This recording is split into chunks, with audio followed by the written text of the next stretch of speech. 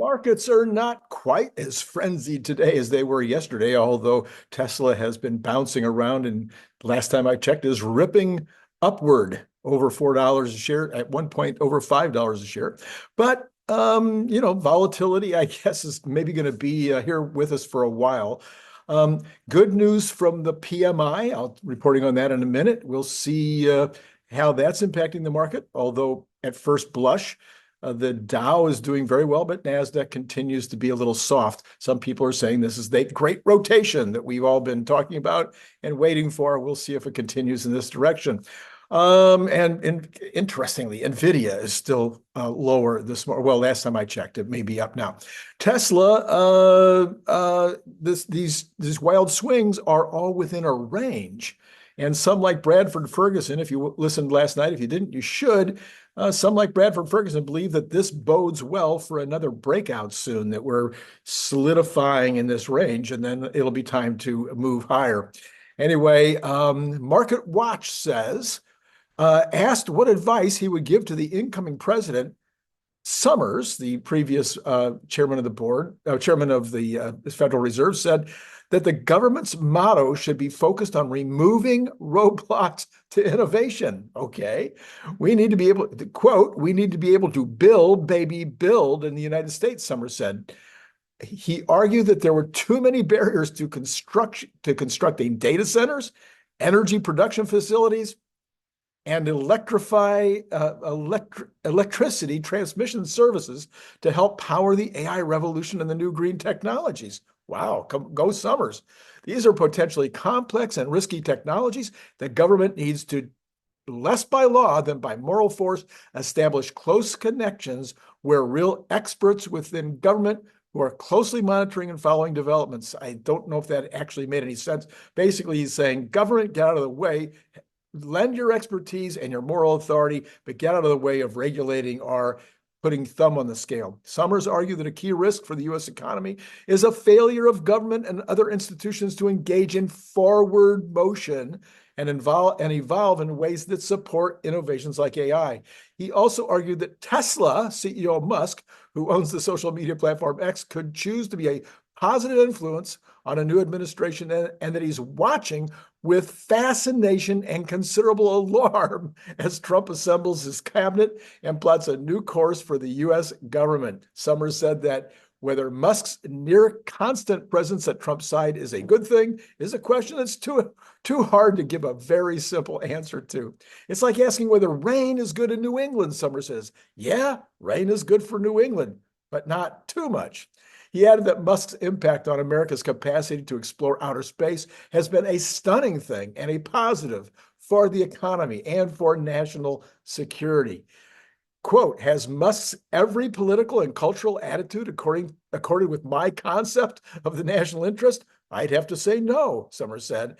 Government has to draw a delicate balance between drawing on the wisdom, experience, and effectiveness of the private sector and not getting too co-opted by the private sector. Maybe.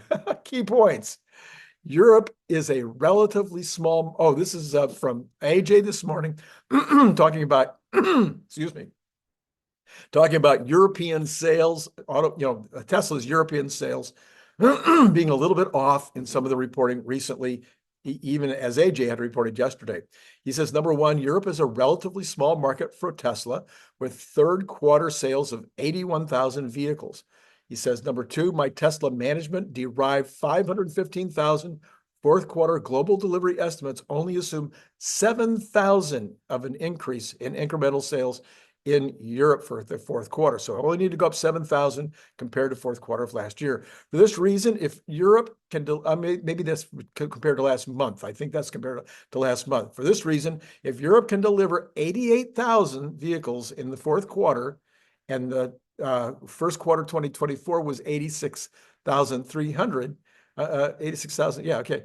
Europe would be in line with this estimate. This appears to be achievable after Tesla launched a bunch of additional incentives and low lease prices and things of that nature. Overall vehicle market was flat year on year in October after previously shrinking. So year to date, the market is still up a little bit. And he says, finally, battery electric vehicle sales recovered from the January 2024 low, which was the first month after significant BEV purchase subsidies were removed. Remember, this is having an impact in Europe, where a lot of the cars, especially in Germany, are purchased by companies, which then in turn hand them out to employees. Also from AJ, he says he just received some interesting auto research from a large global auto supplier. He says, number one, China launched, depending on how you count, between 950 and 1,050 different vehicle models in 2023. Holy mackerel. The average time it takes to develop a new vehicle in China is only 11 to 13 months compared to Japan, 3 to 4 years, and Europe, 3 to 5 years. Doesn't say how long it takes in the United States. So my point would be, Elon, shouldn't Tesla be able to achieve that same capability? Shouldn't we be able to put out a car in a year from the time that it's conceived?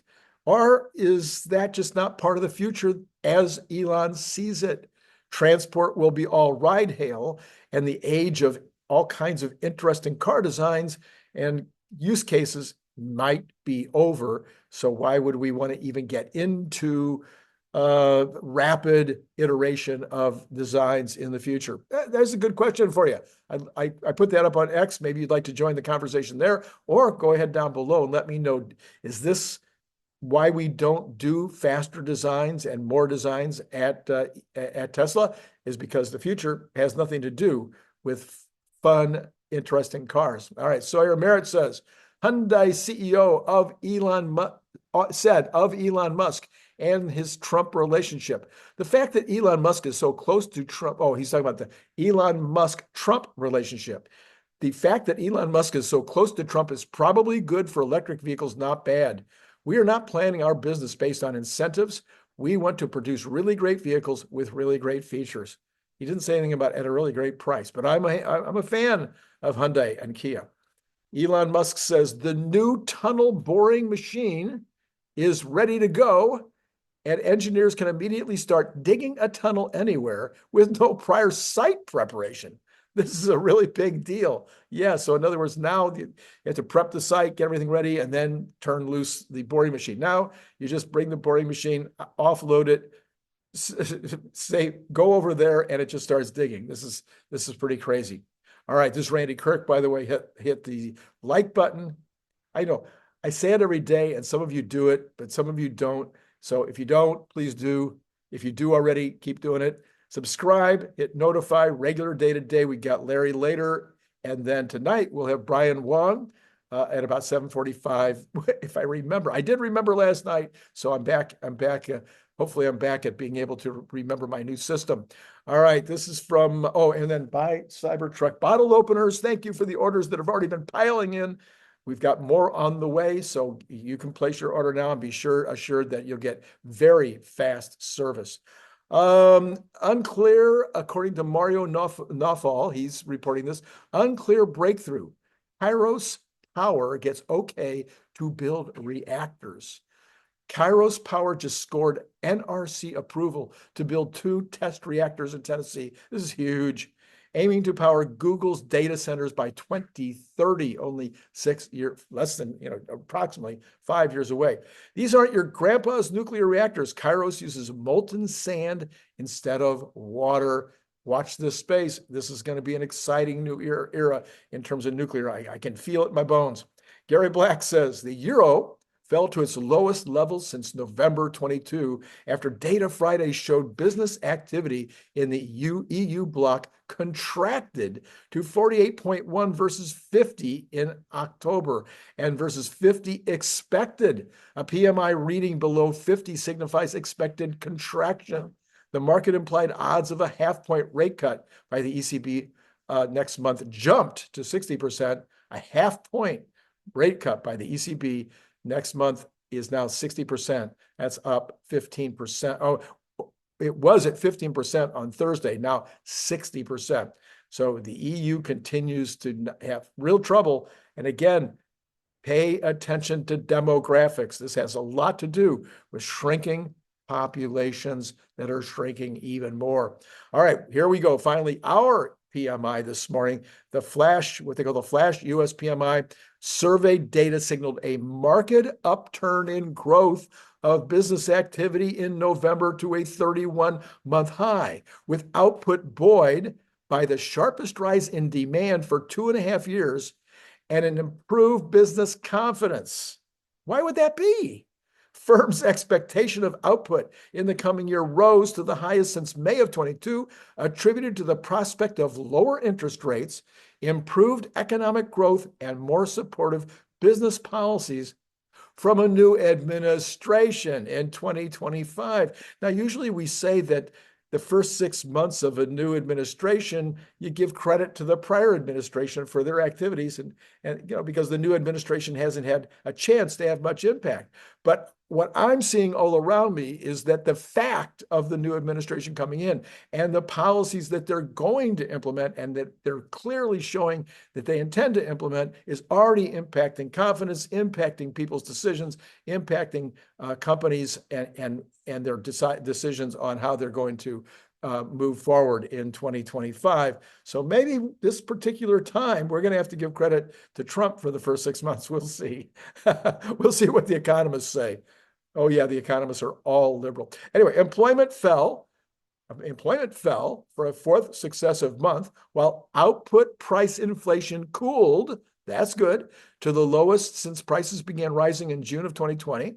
Prices charged for services showed an especially modest rise. This would be extremely, extremely good news and should help the 10-year bond to start to relax.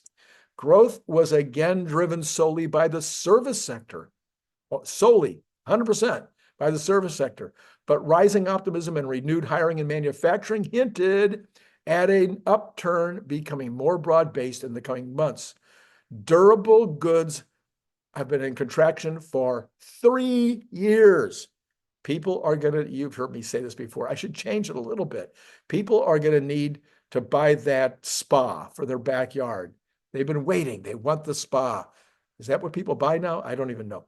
The headline S&P Global Flash US PMI Composite Output Index rose to 55.3 in November, up from 54.1. It's a pretty good increase, signaling the fastest expansion of business activity since April of 2022. Higher activity reflected rising demand, with new orders picking up sharply to register the strongest upturn in business inflows since May of 2022. This is all about the new administration. Growth remained very uneven across the economy, however, with a surge in the business sector activity contrasting with a further downturn in manufacturing. While service sector output rose at the fastest rate since March 2022, manufacturing output fell at a rate not seen since December 2022. The resulting divergence in output was the widest recorded since data was first available starting in 2009. Oh my goodness. So similarly, while new orders for services rose at a rate not witnessed since then, for the fifth straight month, the smallest, we had a small decline in the manufacturing sector. Future sentiment. Looking further ahead, however, having slumped to a 23-month low in September, optimism about output in the coming year recovered for a second successive month in November, reaching the highest since May of 2022. The improvement in sentiment was broad-based, but was especially notable in the manufacturing sector, where optimism struck a 31-month high, adding to suggestions that the economic expansion may be coming even better in coming months.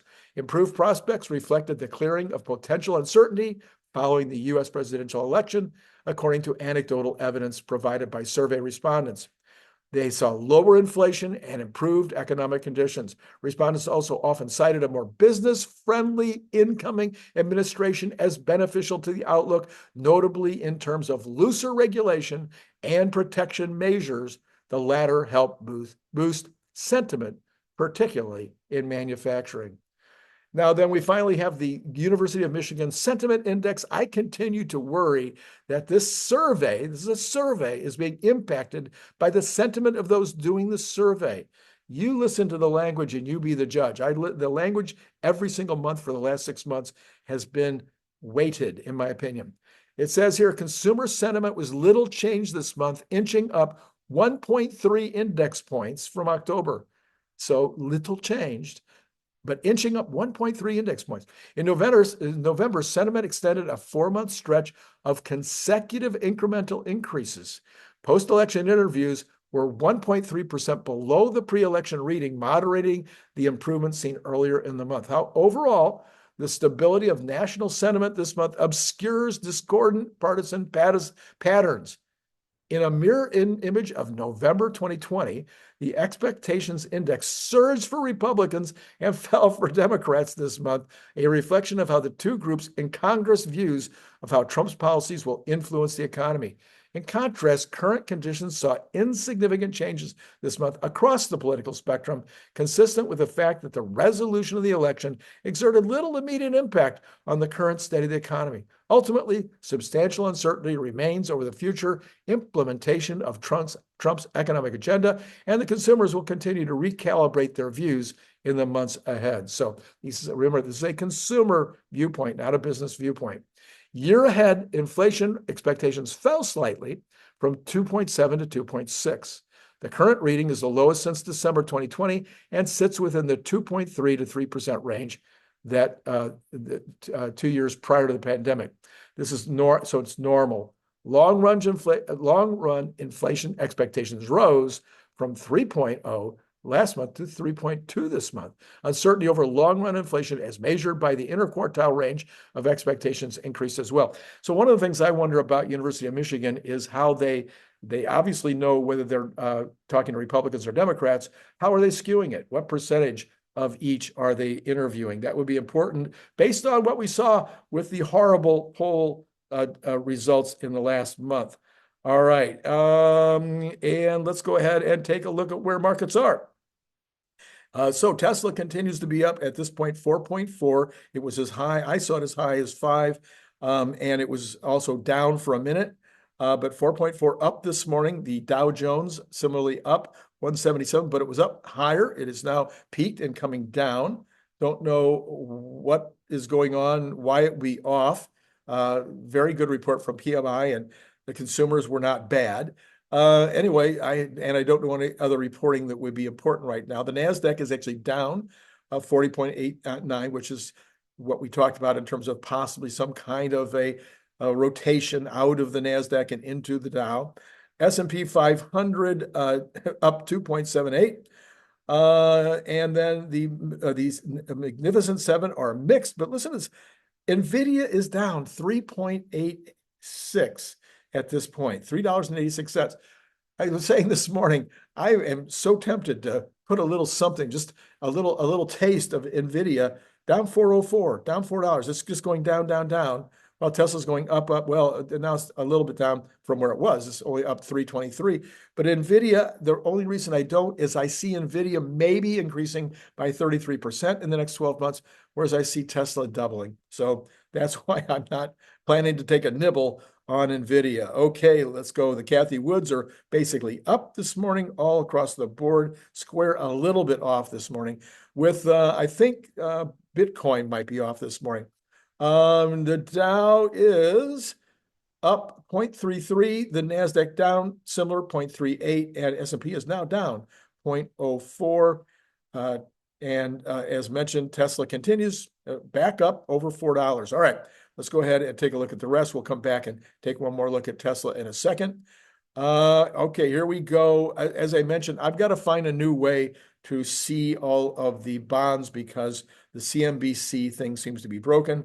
But I can tell you that the 10-year, here we go, the 10-year is down 1 basis point this morning at 4.422, so not being impacted very much by any of that reporting. The 2-year is up actually 1.3, and I can only give you the 1 month, which is up, because for some reason, the 2-month and the 3-month are not even showing on the reporting, and I can't find a way to make them show. All right, let's go ahead and look at the oil. Continues to be up a little bit.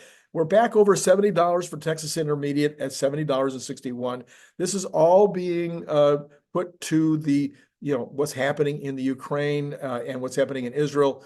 A lot of saber rattling going on, especially in the Ukraine, with the Russians showing off their hypersonic capabilities and whatnot.